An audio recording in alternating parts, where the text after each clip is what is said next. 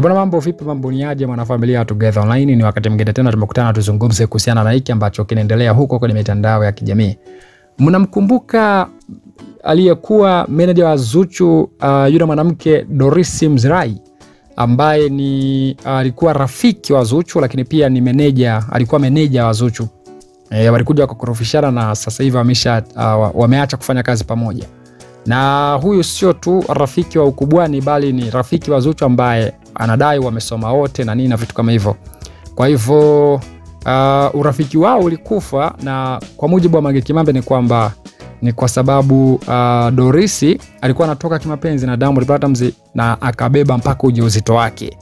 Ni story ambayo haina mwendelezo, kwa sababu kama ni ujauzito maana yake ni kwamba Dorisi mtoto ambaye alipatiwa ujauzito na Diamond Platnumz kashajifungua, na Dorisi ana mtoto wa Diamond Platnumz. Lakini ndo hivyo story, yani ilikuwa hivyo kwamba alikuwa anatoka na Diamond Platnumz na akapewa mpaka ujauzito, na Zuchu akaja akagundua kwamba rafiki yake ambaye pia ni meneja wa Zuchu ametoka kimapenzi na Diamond Platnumz, na Zuchu akaamua kukatisha kufanya shughuli naye na akawa amemfukuza pale, na urafiki pia wao uko umevunjika kuanzia pale. Sasa huyu Dorisi amerudi kuwa rafiki wa Alia. Huyu Dorisi amerudi kuwa rafiki wa Alia. Ni kama ambavyo ilikuwa kwa Rushaina, alikuwa rafiki wa Hamisa, rafiki wa kwa Hamisa ukaisha. Rushaina amerudi kwa Vanessa, aliyezaa na Aziz Ki, ubaya ubwela. Kwa hivyo Dorisi baada ya kutoka kwa Zuchu ameingia kwa mtu ambaye alikuwa pia rafiki wa Zuchu, lakini urafiki wao ukaja ukafa kwa sababu kwa mujibu wa Mange Kimambe ni kwamba Zuchu alichukua mwanume wa Alia ambaye ni Diamond. Sasa Zuchu yeye lakini vile vile pia Alia na Zuchu urafiki wao ukafa.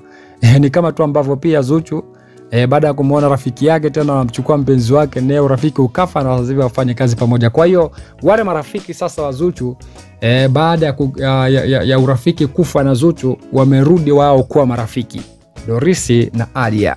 Alia alikuwa ni rafiki yake Zuchu, urafiki ukafa kwa sababu Zuchu alimchukua Diamond kwa Alia. Dorisi alikuwa rafiki yake Zuchu, urafiki ukafa kwa sababu Dorisi alimchukua Diamond kwa Zuchu.